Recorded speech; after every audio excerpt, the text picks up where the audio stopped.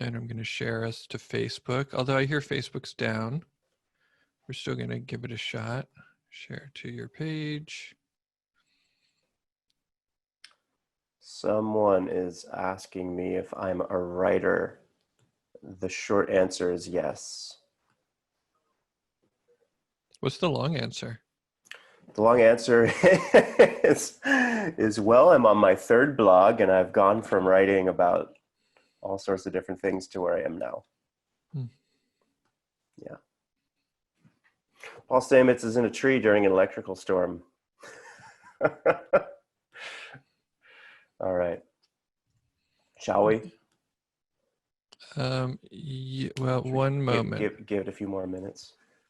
Give it 2 more seconds while it goes to the Facebook. And are we at 250 yet? 203.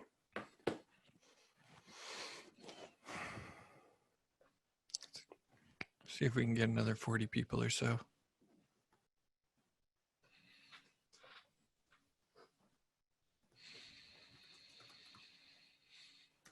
Yeah, they'll come. So everybody, welcome back to our third talk of the Free Thursday at the Psilocybin Summit. I would like to note that Simon has asked that we use the Q&A and the hand raising if you have questions, and he'll mostly answer questions at the end, but he might take a few in the middle. Also, technical questions, if you have problems with the technology, please email us through psilocybinsummit.com. And if you would like to have conversations unrelated to this topic, please feel free to visit our Discord channel.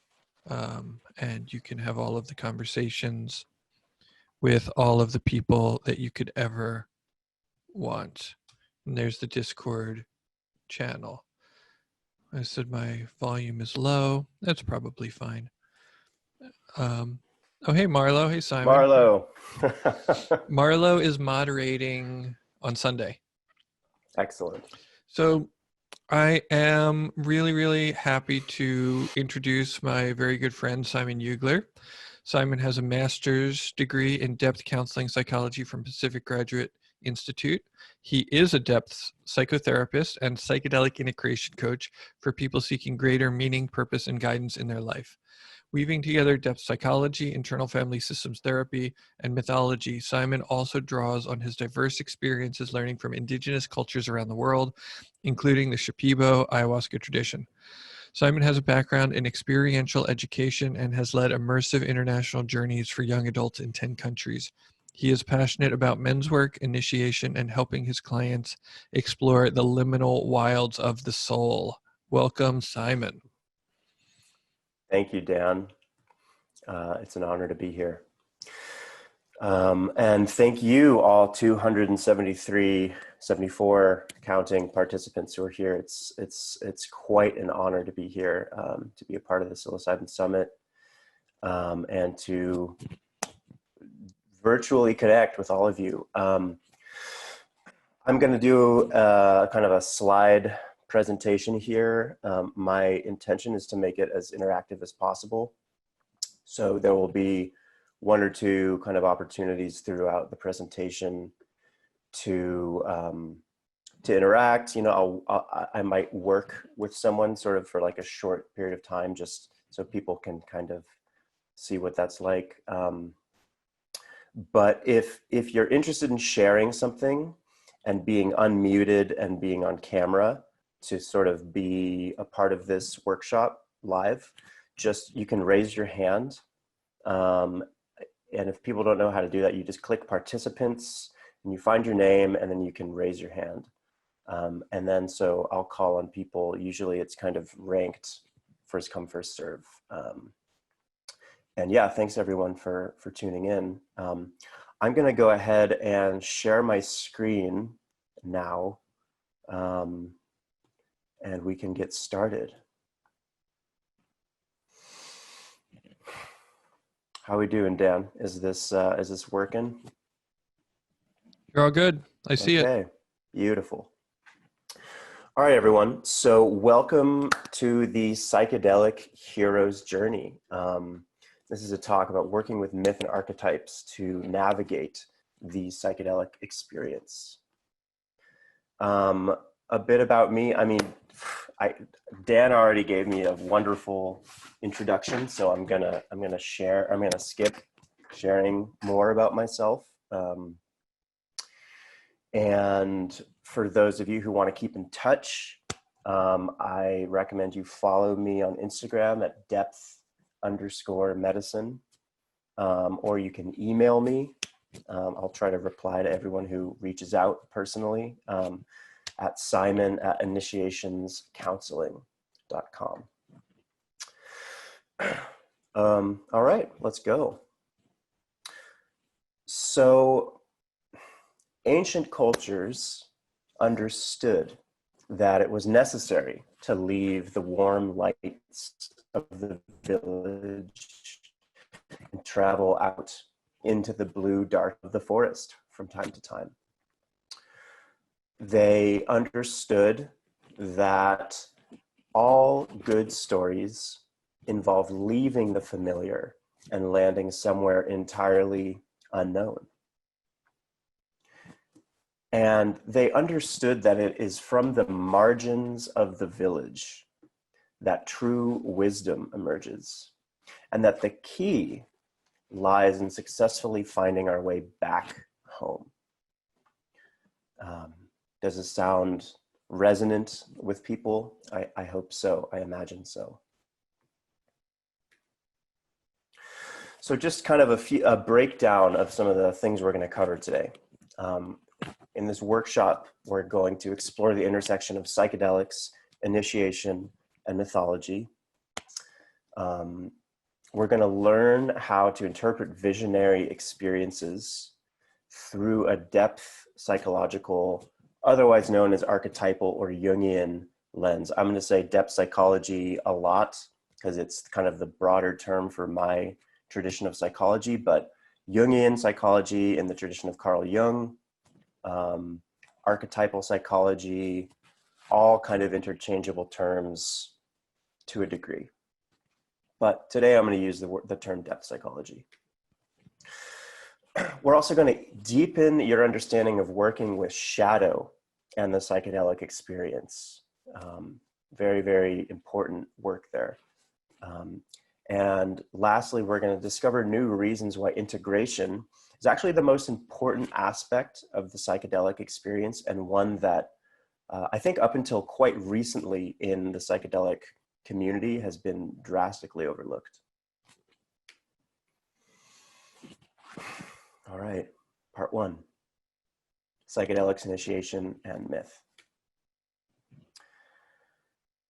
So this is a quote from Mircea Eliade, a famous scholar of comparative religion.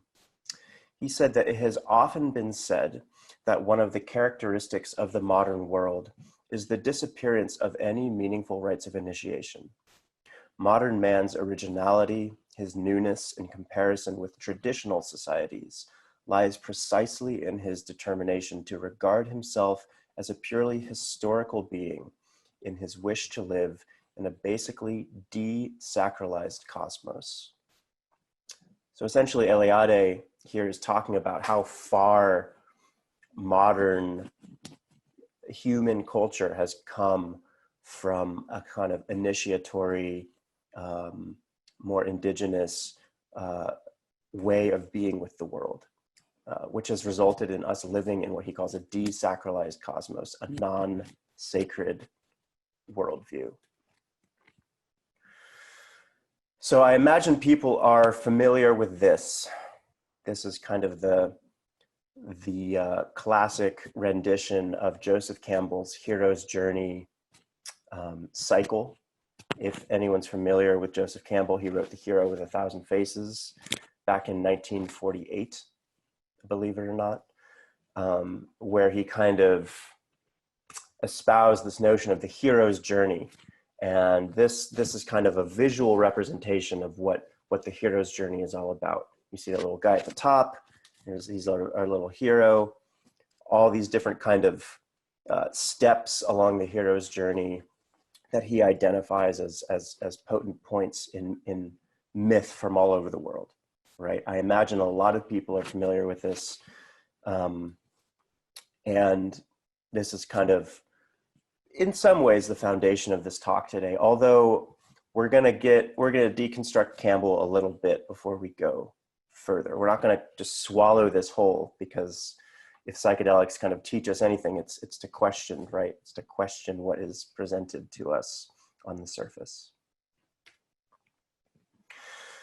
So Campbell's hero's journey, what he also called the monomyth. I think we need to kind of just briefly touch on some pros and cons of this whole concept of the hero's journey before we kind of rush into it head first. So let's do some pros and cons. So pros of the hero's journey monomyth is that, and this is in my opinion, it offered a complete revisioning of mythology as a discipline, as a study.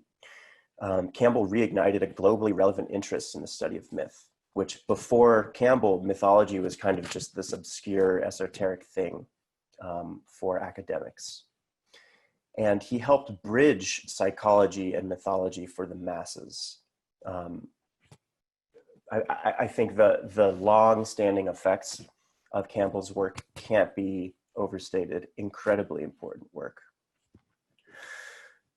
But there are cons here too that we need to acknowledge before we go any further, which is that he wrote his book in 1948, and he was writing it from a white American male perspective. We can't really forget about that.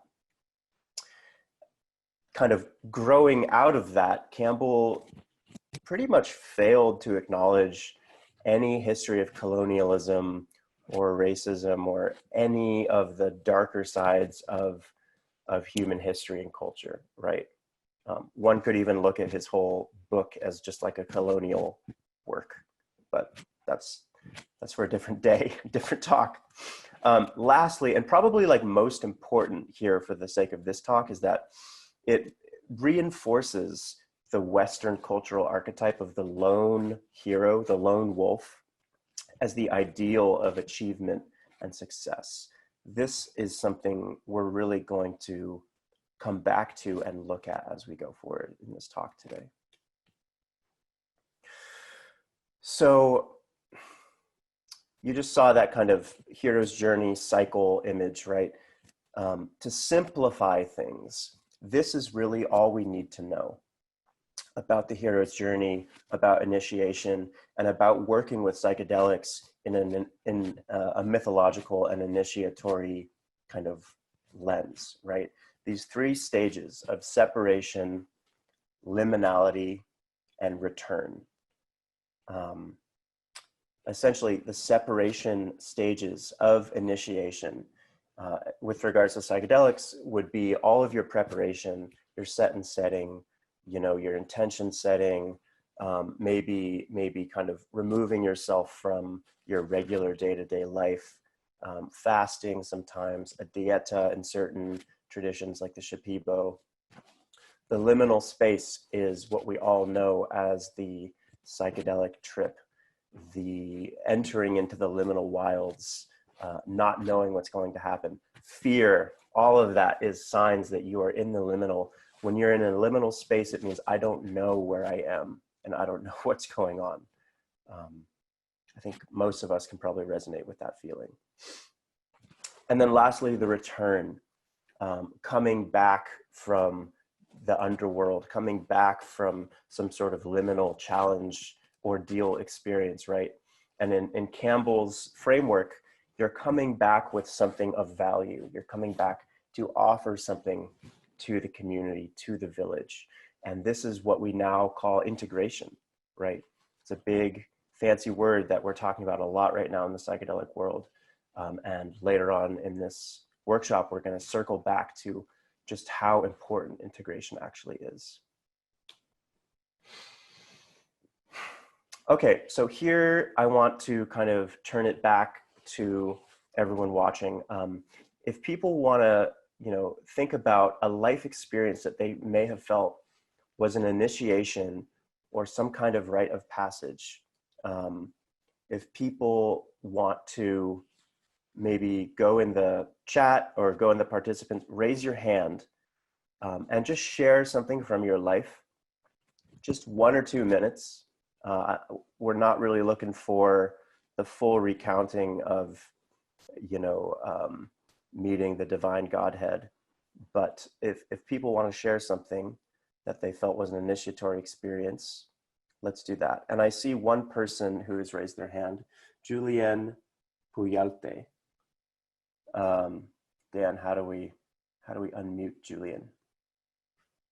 Where are they? Participants, attendees. Allowed to talk. Hi, Julian. Hi. Go for it. Hi. I actually did not raise my hand. That was a total you accident. All right. But no worries. I'm listening intently, and I am so excited to be a part of this. And thank you. So I'm listening, and I'm looking forward to relating it to someone else's story. My story is someone else's. Great. Sorry about that. I don't know how I did that. It's okay. It's all right. There, in the chat, actually, there's some really moving things that people are sharing that I'll just read out, because some of these are just really profound. One person said, marriage, my mom's death, moving to New York City. Someone said my bat mitzvah, giving birth, the suicide of my husband's butler, and my eventual work with the Zapatistas in Chiapas, profound. Croning, I'm not sure what that means.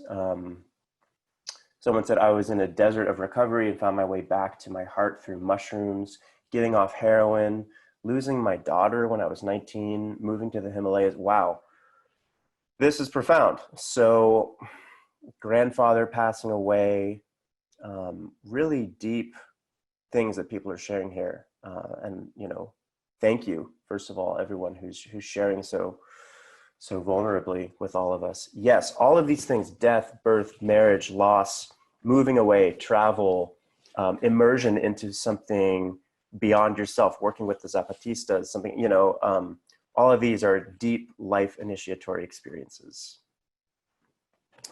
I'm going to share my screen again. All right. Okay, moving on.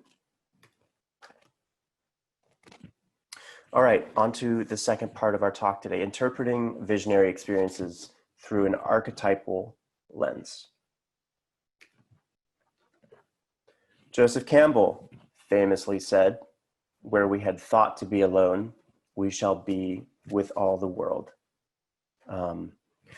The reason that I think this statement has kind of resounded throughout the decades is because he's speaking to an archetypal and collective level of experience that initiatory experiences and psychedelic experiences actually bring us in to a collective layer of consciousness. They bring us into a layer of looking at the archetypal dimensions of our life, both internally and externally.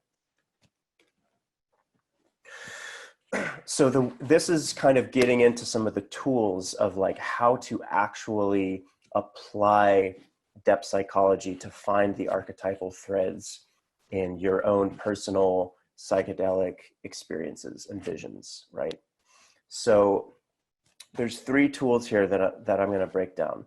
The first is what's called association. And it's just what first comes to mind when you think about an image or an experience. Often this relates to something from our individual life. And this technique originates with kind of Freud and Carl Jung, some of the original foundational practices that they did with their patients. What comes to mind when you think of a butterfly, right? That's association.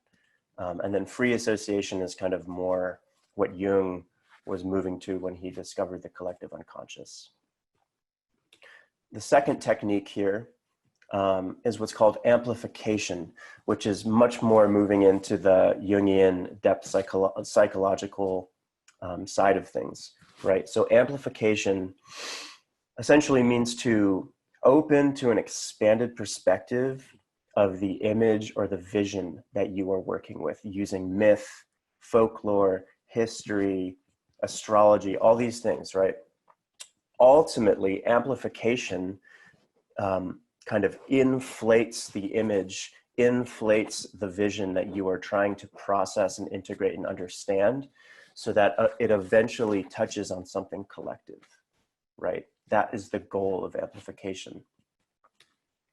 And third is a technique that was kind of pioneered by James Hillman. I don't know if people are familiar with James Hillman. He, at one point, was Carl Jung's last living direct student. And he was kind of a, you know, monumental figure in depth psychology. Personification deals with working with the spontaneous emotions, ideas, thoughts that are evoked by amplifying and associating. Essentially, personification lets the image or the vision speak for itself, right? So in dream work, personification would be like returning to some situation or figure you see in a dream and kind of using your imagination to personify that thing. And as we all know through psychedelic experiences, things communicate in ways that are kind of sometimes beyond our comprehension, right? So I would even go out on a hot take here and say that to enter the psychedelic space is to enter a space of personification, right? They are one in the same. Okay, I want to, again, kind of call on the participants here just to do this exercise, these 3 steps with someone just for a few minutes. If there's a person who kind of has a particular visionary experience that they are interested in bringing here to the collective to just sort of be processed and worked on. Again, maybe not something that is going to take like a whole lot of time, because, you know, the idea is to do this in just a few minutes, right? So if folks have something that they want to bring to, you know, to share, and I will work with you right now live to kind of go through these 3 different tools. So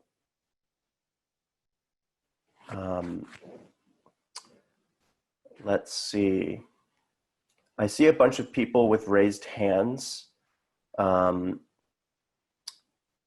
Let's see here. Why don't we go with Sue Sisley, MD. Can we get Sue on here, Dan?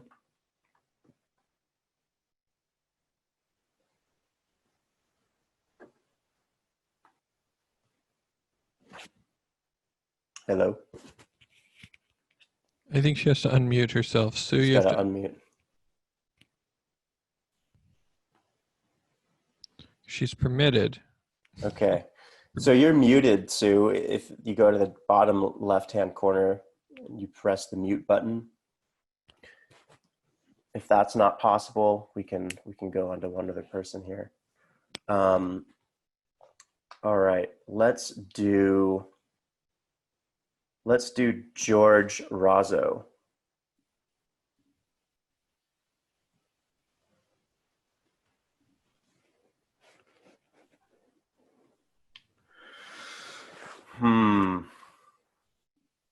All right, George. I'm not hearing you, buddy. All right, 3rd time's the charm. Let's see here. Who else is raising their hand? Michael in the chat is suggesting that they have to be invited as a panelist. I don't think that's true. Let's do Serge?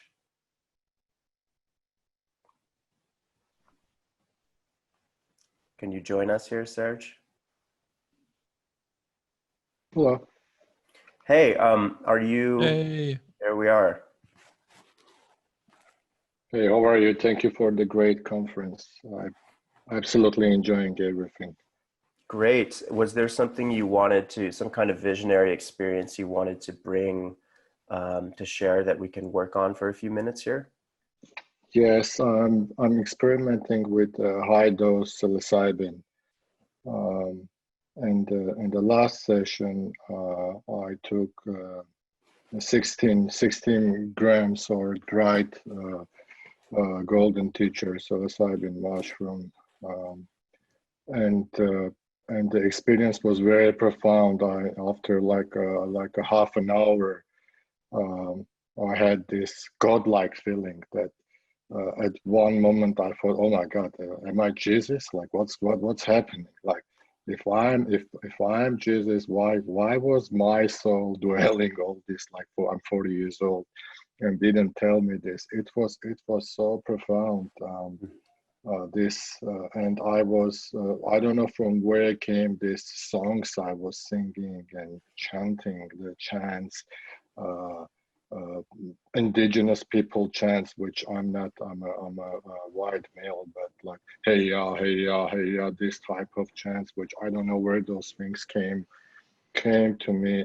But the whole feeling that being united, I felt like I was part of this Holy Spirit of this very godlike feeling. It was amazing, very, very, very profound. Wow. That is, that sounds like a profound experience. I'm curious if there was any particular imagery, any particular vision from that experience that is still with you right now. I didn't have imagery, but from my past, again, I took about 40 grams dry psilocybin mushroom, and I felt I died. I felt I died. I had this feeling, and literally, I'm experienced psychonaut, but because I was cycling, and I thought, okay, I guess I did this time too much, and I really died. So I believed into this. And the visionary was that I saw these 8 different creatures that they were looking at me. Their body looked like those image from the Alien movie, but the face, but nothing intimidated. The face wasn't that scary one, but more of a human type of, but the body was, and they were looking at me and they were communicating as a one single person. So I was talking to one of them, but I could realize that I was talking to all 8 of them. And then when one of them was talking to me, I could realize that it was a one synchronized mind talking to me, although they were like this 8 creatures.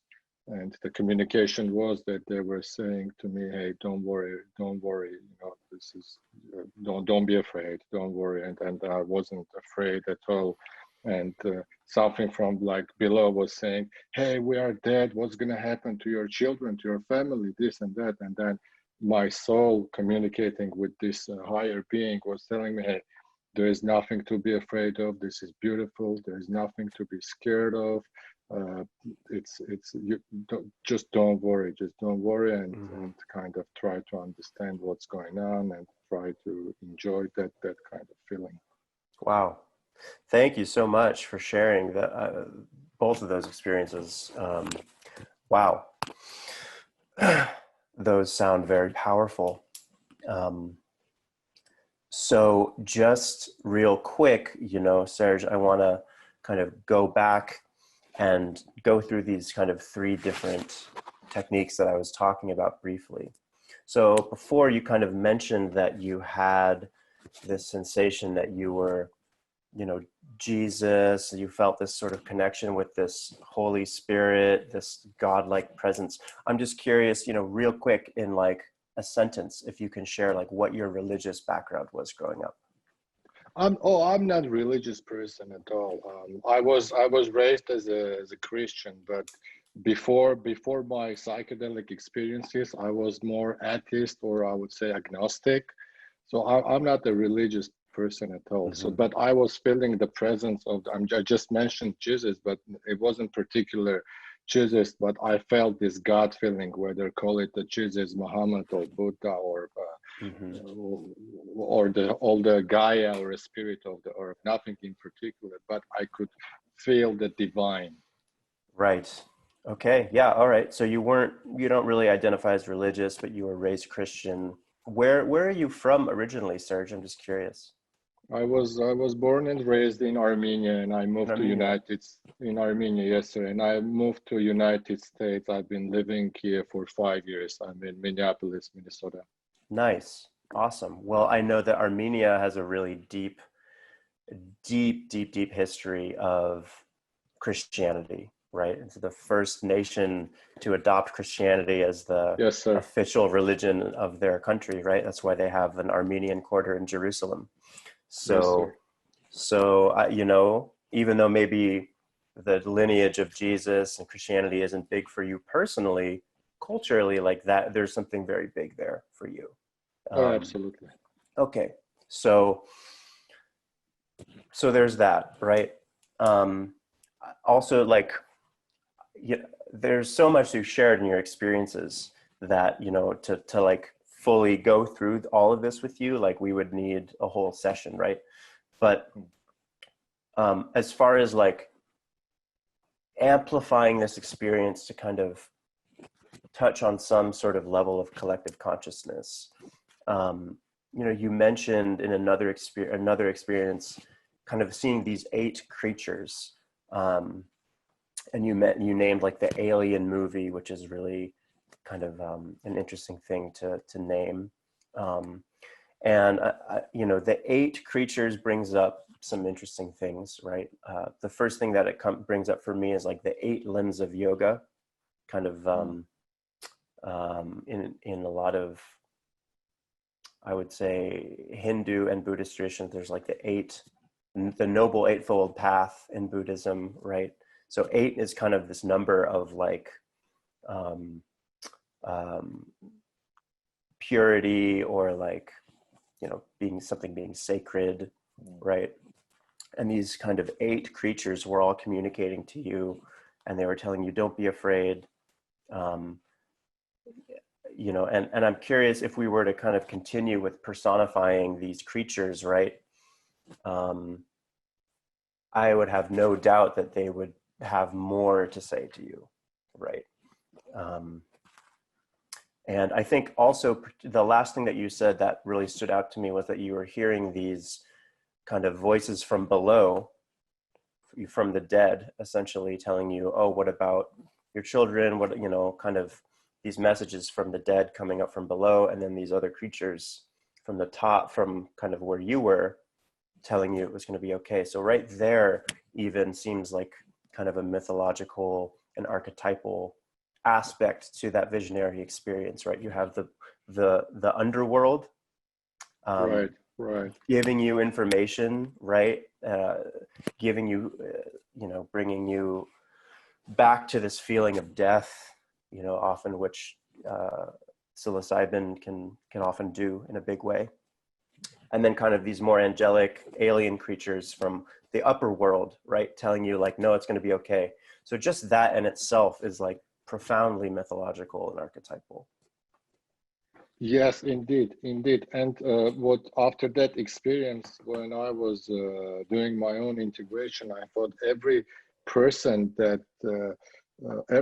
should go through this, because we are born with our fear of death from the beginning, and this is one of the biggest anxieties and fears that people have. And if a person can go through this experience and understand that death is actually, it was one of the happiest moments in my life. It's not scary, it's not bad. How many million of people that are on a death road, like with this different diseases and everything, can be healed and can become better. And then I started doing my research and came across with John Hopkins research that they did a similar thing. Mm-hmm. And I'd experienced actually the same thing that Right. I felt I was that. Right. So you're even the research, right? Even the John Hopkins end of life anxiety research that they've done with psilocybin kind of confirms this Absolutely. very, very visionary experience that you were just sharing.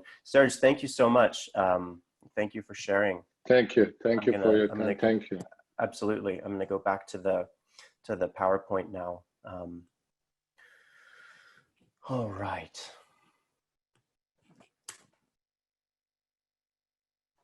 Okay.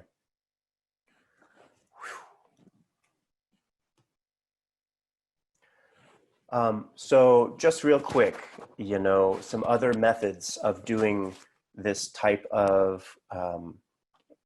integration work through a depth psychological lens, right? Art, paint those weird creatures from the Alien movie that were talking to you, Serge, bring them into your side of just the visionary space. Ask your dreams to teach you something about your visions.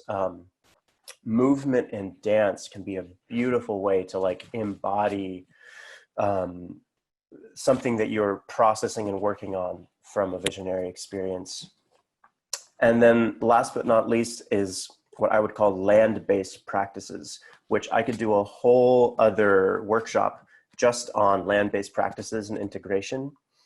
So all I'll say for that right now is like taking your visionary experiences, your questions, your, everything that came up for you and bringing it out onto the earth. Taking those questions and those images and those experiences and mulling them over in your mind as you walk through nature somewhere, or building a little nature altar or a little nature mandala with the intention of sort of honoring something that happened in a visionary experience. Okay. Here we are. This is where it's going to get juicy, folks. Shadow and psychedelics.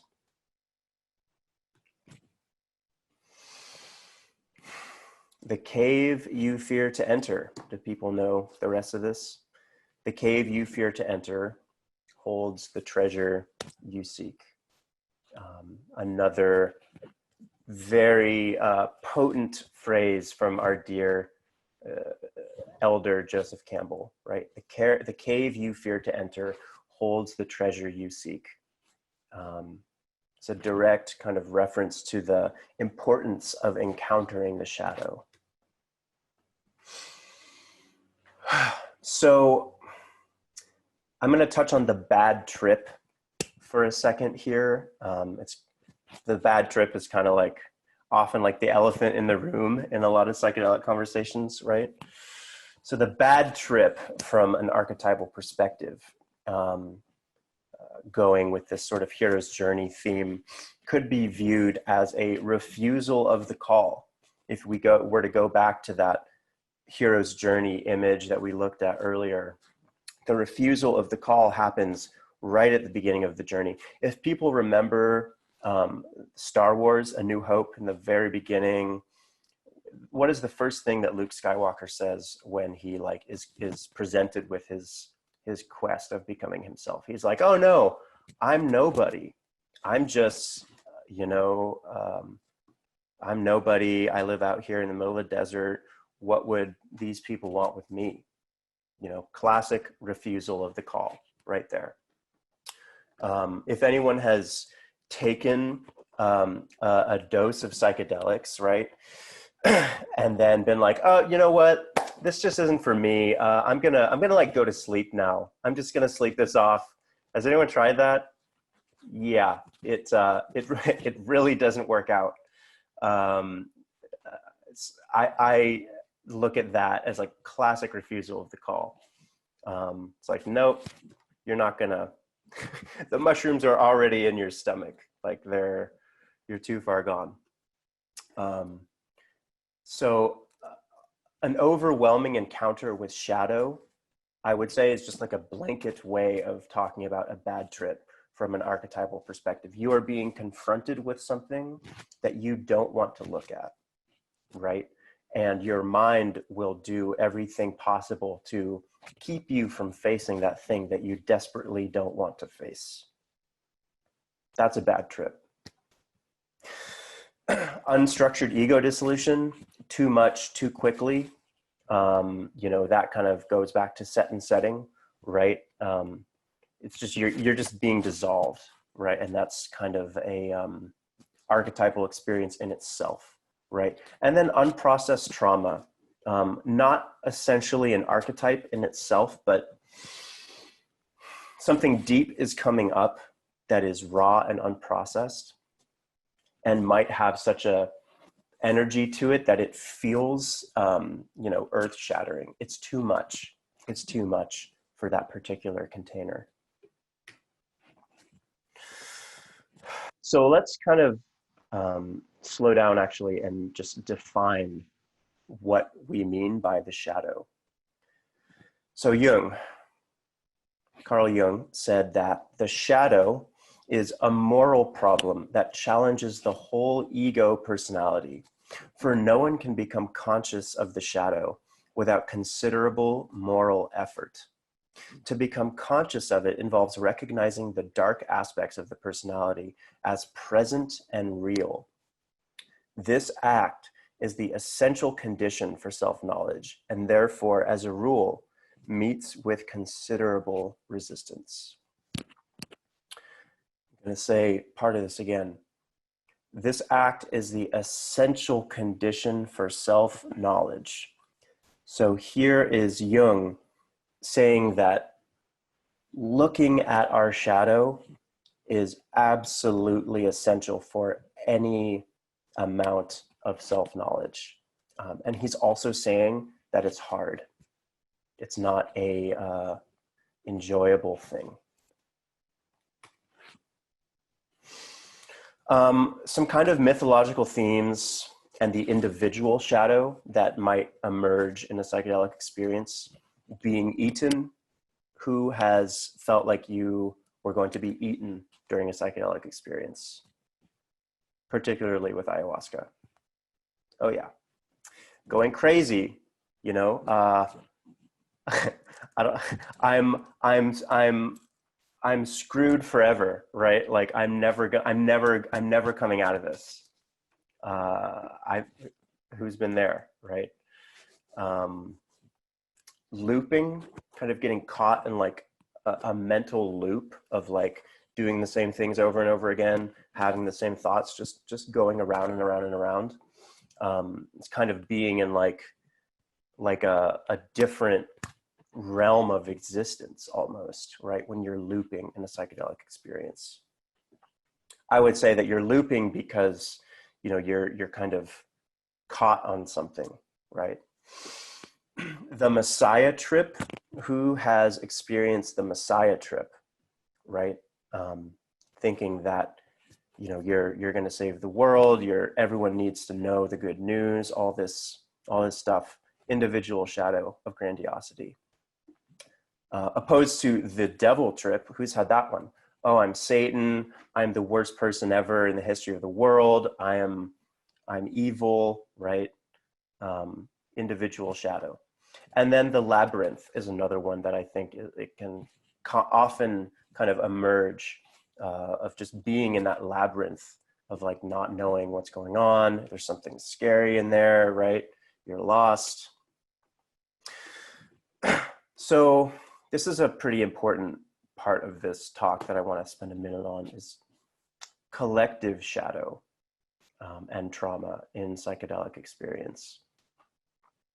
So I'm specifying here two different types of shadow: individual, which is about you and your life, and then collective shadow, which is bigger than you, right? Things like colonialism and racism, collective shadows, patriarchy, eco side, who has had a psychedelic experience where you're just sitting with the destruction of the planet and you're just like steeping in that? It's real. It's super real. And our day to day, it's like too much to process in our day-to-day consciousness. So psychedelics can bring us face to face with what we are doing to the planet. Ancestral traumas, being brought to face some sort of ancestral experience, right? Whether if that is being in a concentration camp in a psychedelic experience, or being on a slave ship, or being in a, you know, Indian school, any of these really dark things that happened to our ancestors are examples of collective trauma and shadow. Systemic shadow, which is just like this whole year is like the year of systemic shadow, right? Sitting with something like police brutality,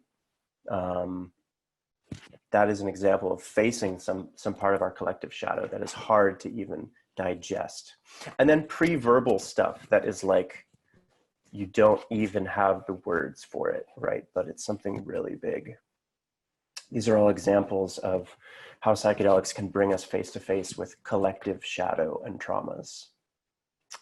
They're collective because they are bigger than us. The point here is that psychedelics compel us to confront our individual and collective wounds. The sparkles and entities and all of that, those are all just bonuses in my book. Really, psychedelics bring us to face our wounds.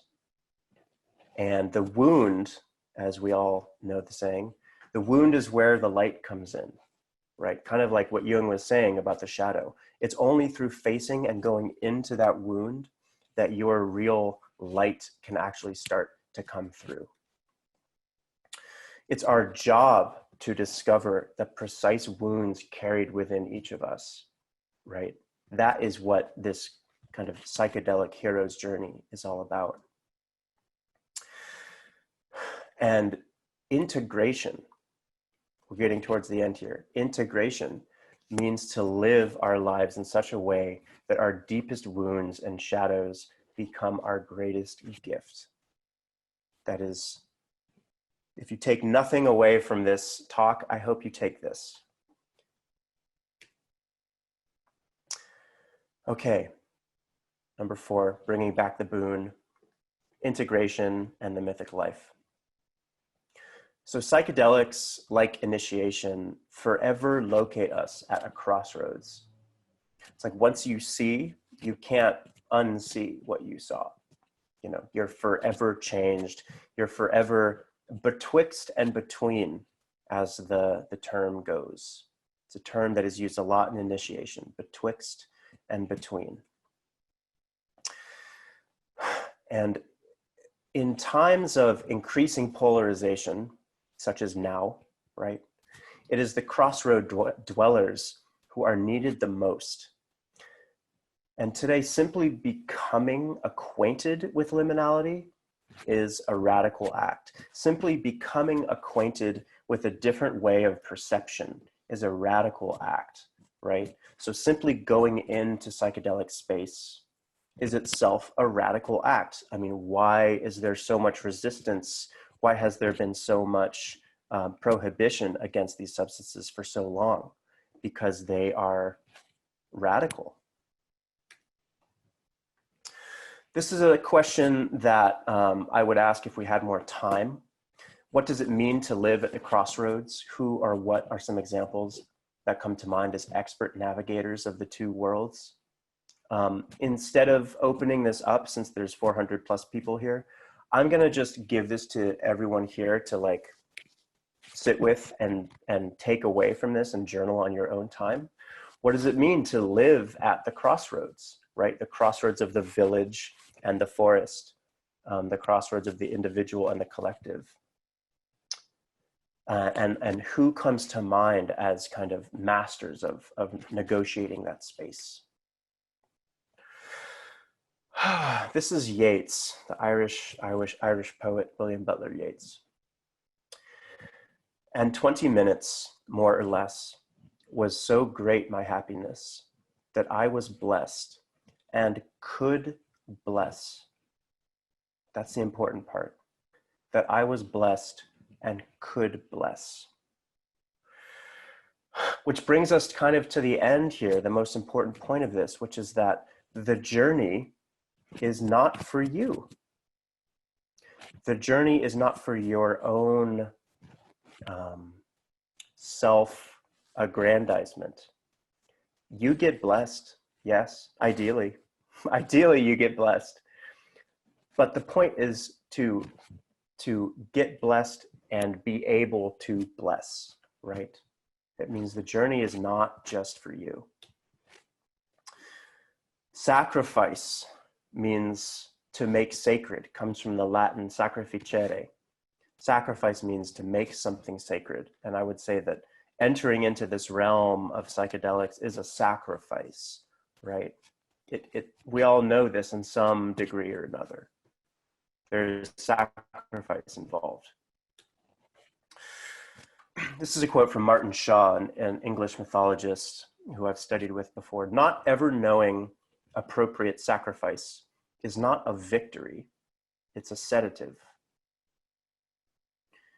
Meaning, life isn't about a perpetual cacao bliss party at a yoga studio, right?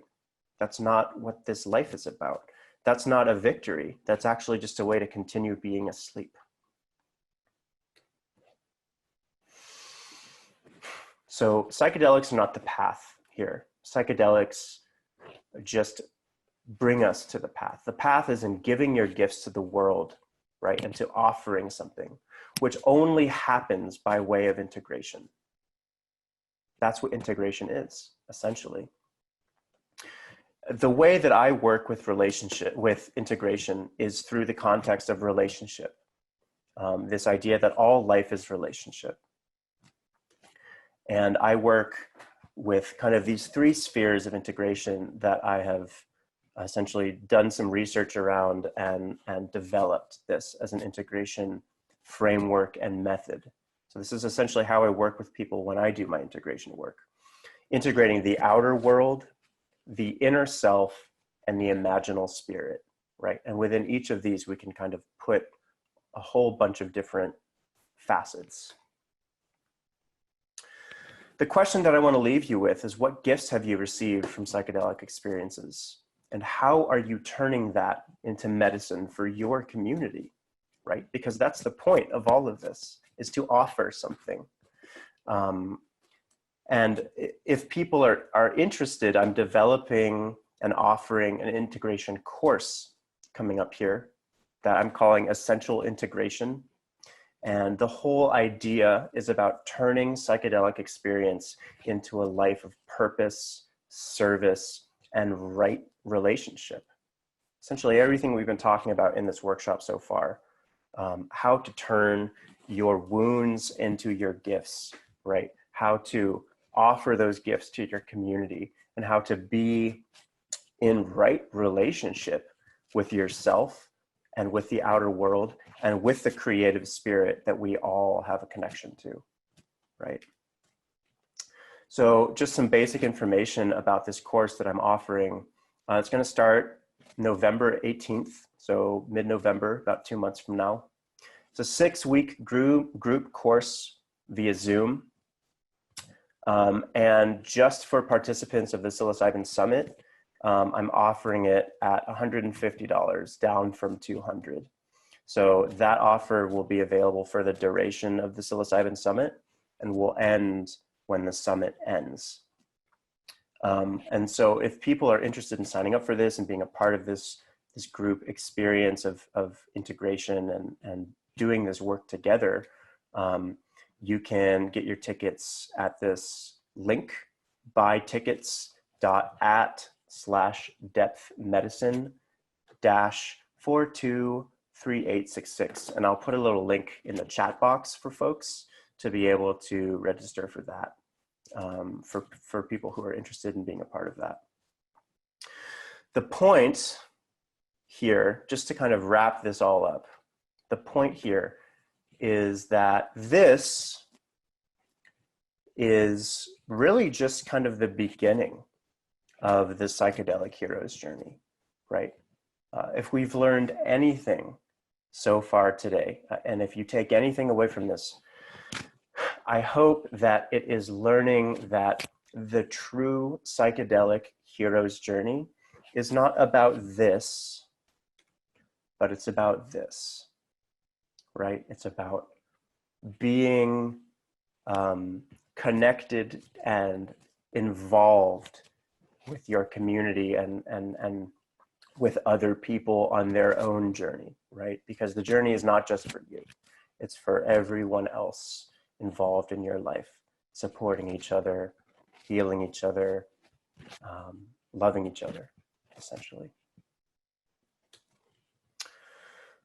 So thanks everyone. You can, like I said at the beginning, follow me on Instagram at depth_medicine. And if you have any questions, feel free to email me at simon@initiationscounseling.com. And I'm gonna just put the link in here to the integration course that I offered. Let's see here. But bam, there's the link if folks see that.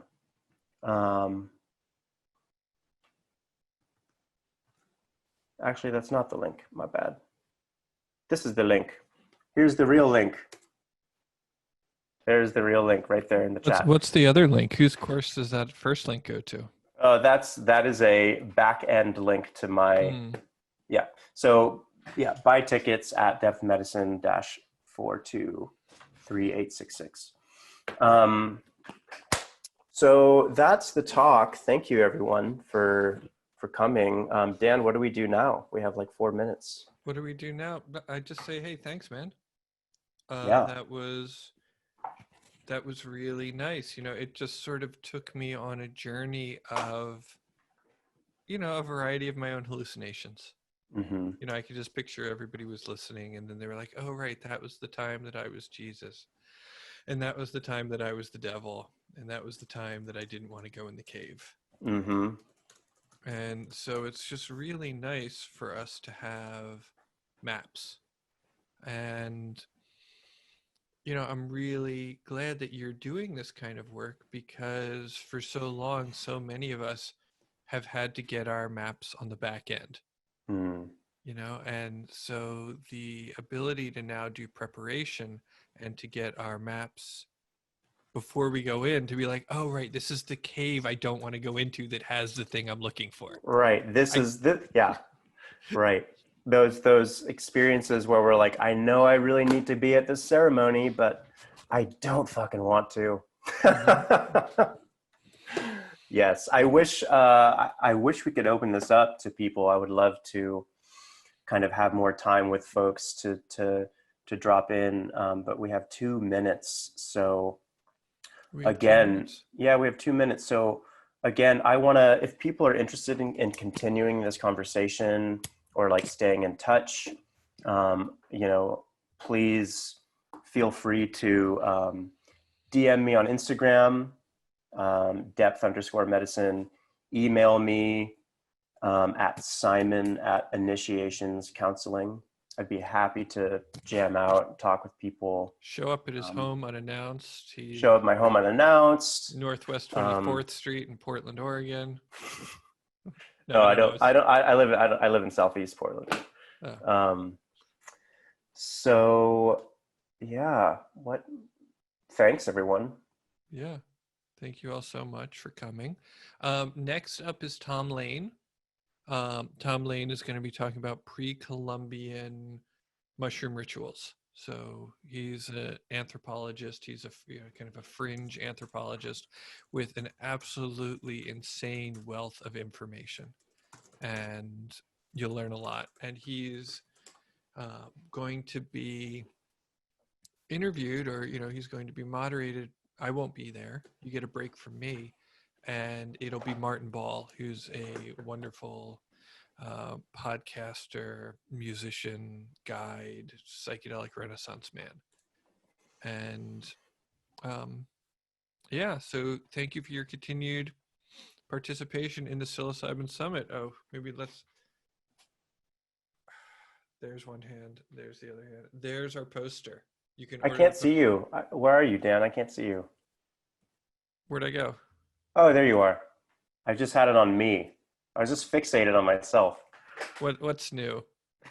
But maybe get yourself a Psilocybin Summit poster. That's what I'm saying. Get one of those posters. I want one. You got it. Yeah. Well, All Dan, right. thank you so much, man. This was a treat. I really appreciated it. All right. Love you, Simon. Love you, everybody. Until next time. Peace.